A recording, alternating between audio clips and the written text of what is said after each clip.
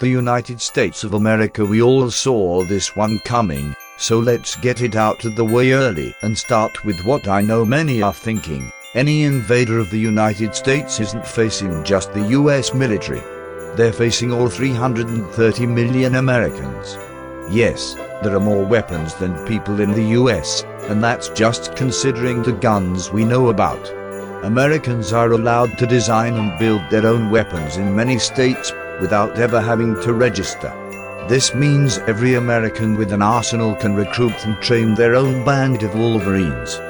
Even if an invader managed to take control of the civilian population, and it's a big if, they'd still have to get through the best trained, best equipped military in the world, recruited from the very violently pro-America people I was just telling you about.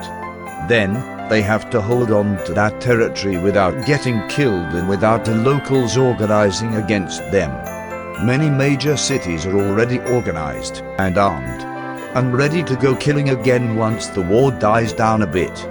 Albuquerque, Houston, Oklahoma City, Detroit, Baltimore, New York City, whether the invasion moves from east to west or west to east, there are a lot of pressure points invaders need to secure before moving on. Which brings up another point: America is huge. Our 4 time zones contain 7 different climate regions, not to mention everything from high mountains to marshland, swamps to deserts, and in some places, a lot of flat nothing.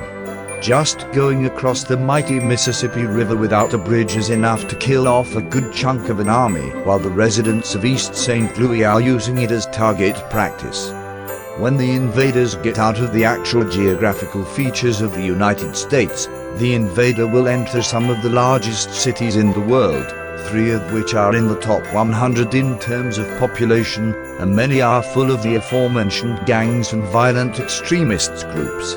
Ever look up at New York City buildings and just imagine what it would be like to have to invade, conquer, and keep a city so populous and so large in size and scale?